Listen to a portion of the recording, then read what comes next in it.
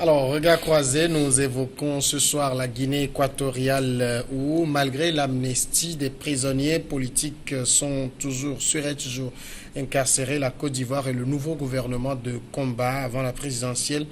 Le Niger, 3 ans de prison requis contre des figures de la société civile. Et puis le Togo, est-ce que la pilule de la CEDEAO sera facile à avaler pour les deux parties?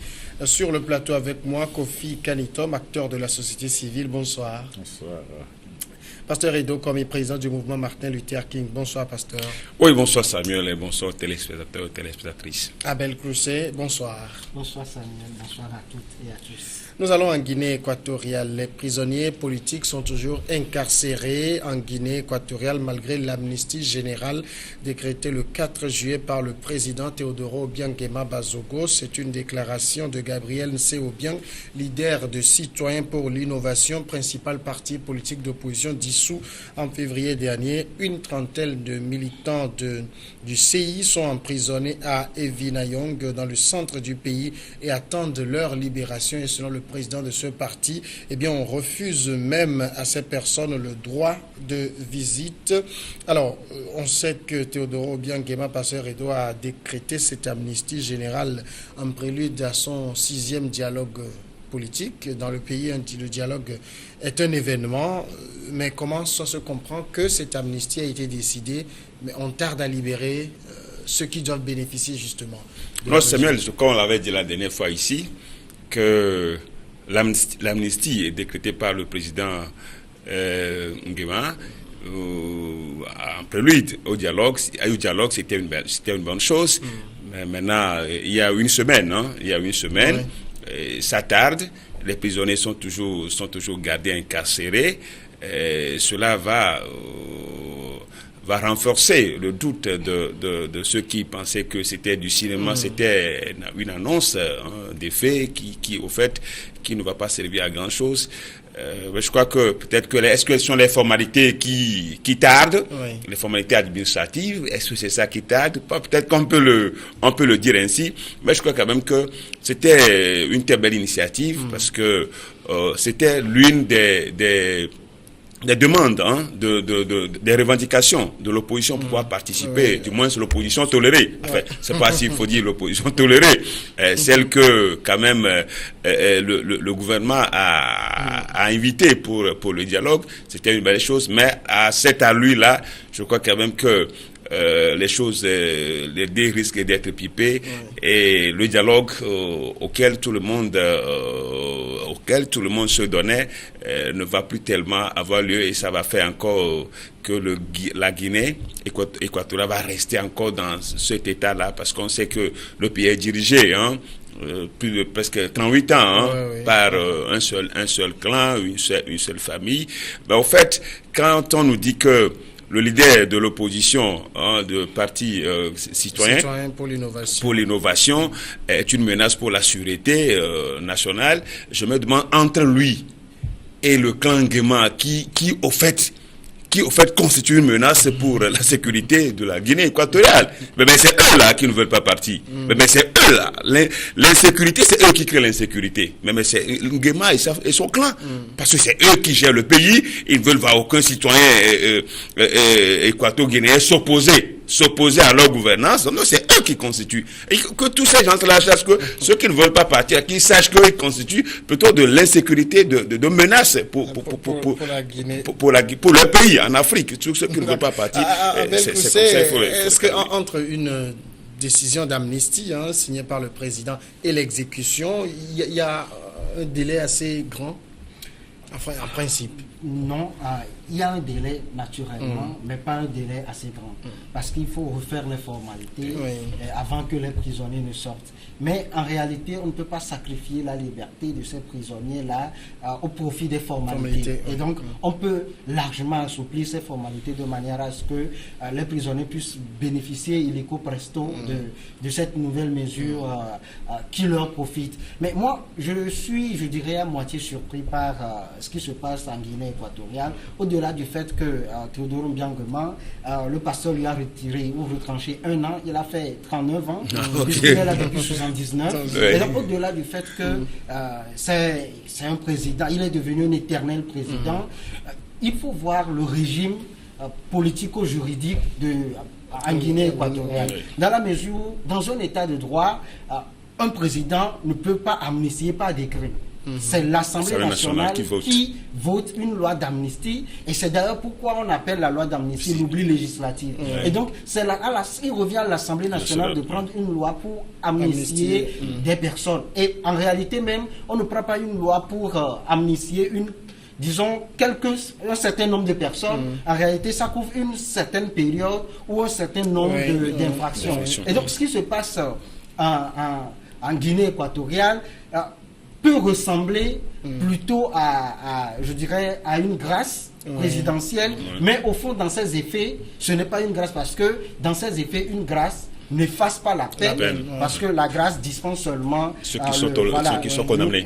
Le condamné de la peine, mais sur son casier judiciaire, on constate ou constatera qu'il a été condamné. Contrairement à l'amnistie où c'est réputé comme si la personne n'a jamais été condamnée. Donc, au niveau de la forme même de l'État ou du fonctionnement de l'État de la Guinée équatoriale, il y a déjà problème.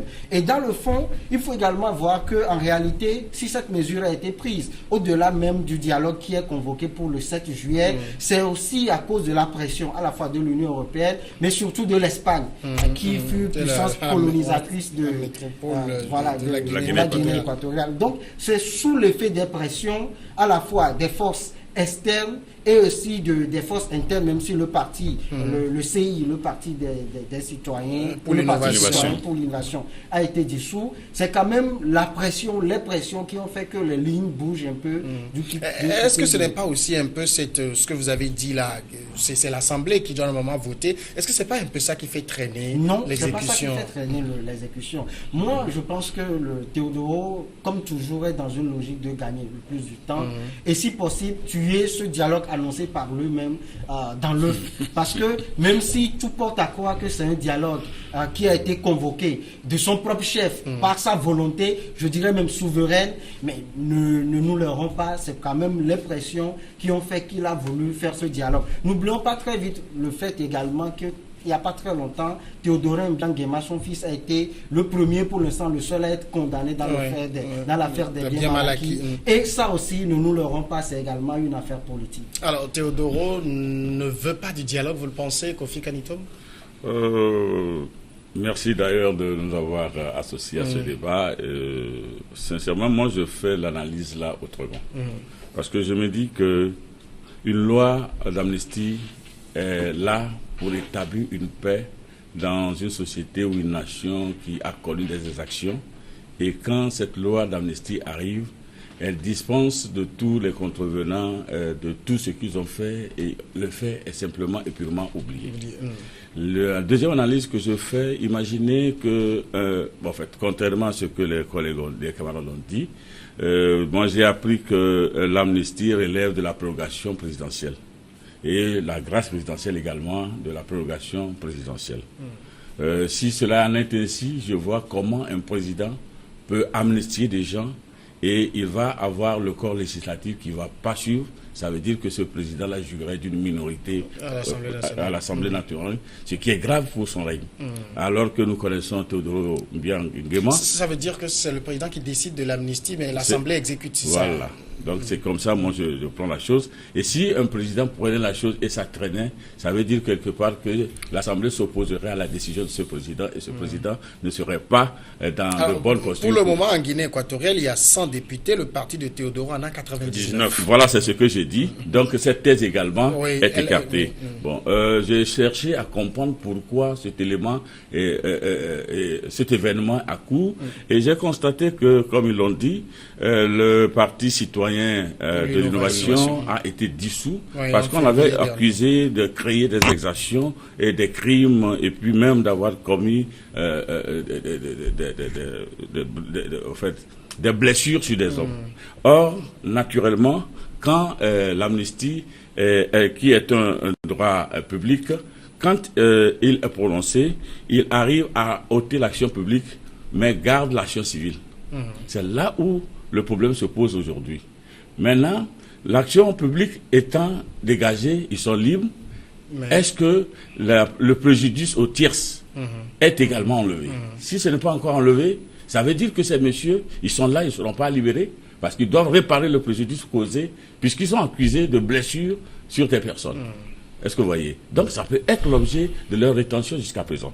Donc il va falloir que nous creusions pour comprendre pourquoi cette amnistie qui a été prononcée n'est pas encore levée. Et s'il advenait que c'est une partie en fait, c'est l'action civile qui était prononcée, alors je pense que le leader du parti citoyen pour l'innovation devrait alors engager une action de demande de grâce. Parce que Obiang Nguema, en le faisant, voulait amener beaucoup de partis à pouvoir participer à son sixième dialogue national. Alors, donc, dans ce sens, il ne pourrait pas lui-même contenir encore cette participation. Je vais passer la parole au passé, mais j'ai entendu le juriste soupirer. Que l'aîné me permette de me porter totalement en faux contre ce qu'il a eu à dire, sur plusieurs points d'ailleurs. D'abord, avant de toucher même l'aspect juridique de la question, l'aspect politique, on ne peut pas dire que Teodoro Obiang Nguema n'a pas les moyens de recruter des juristes qui vont quand même lui renseigner sur les effets de l'amnistie. Et donc pour savoir que malgré le fait qu'il a amnistié des gens, puisque l'action civile court, ces gens ne peuvent pas participer au dialogue. Puisqu'il a été annoncé clairement que l'objectif poursuivi par l'amnistie, c'est quand même la participation au dialogue. C'était une des conditions posées par l'opposition. Justement, la seconde chose, je disais, et je le réitère, dans un état de droit, il revient au Parlement d'amnistier. Quand vous prenez la France, par exemple, l'article 34 de la Constitution française le dit clairement. Au Togo, son équivalent, c'est l'article 86 de la Constitution. Et donc, quand vous le voyez, il revient en aucun pays démocratique, il ne revient pas au président de la République, à l'exécutif, de voter des lois d'amnistie. Non, c'est pas voter, c'est prendre des prérogatives, pardon. C'est lui qui décide. Quand les lois sont votées, c'est lui qui prend la prérogative, c'est le chef de l'État. C'est ce que j'ai dit, qu'il lui appartient en dernier ressort de pouvoir prendre ses prérogatives pour qui prononce l'amnistie en réalité. Oui, il faut que la loi soit votée d'abord à l'Assemblée nationale. L'amnistie n'est pas prononcée. Dans ce cas, c'est des lois d'amnistie qui sont votées, mais amnistier une personne relève de la prérogation du chef de l'État. Non, on n'amnistie même pas une personne. On amnistie une personne. Voilà, l'amnistie non, c'est deux choses. Oui, une période donnée. Alors d'accord, je propose, et on va revenir, ça paraît très intéressant, on va revenir dessus, juste, on marque la courte pause.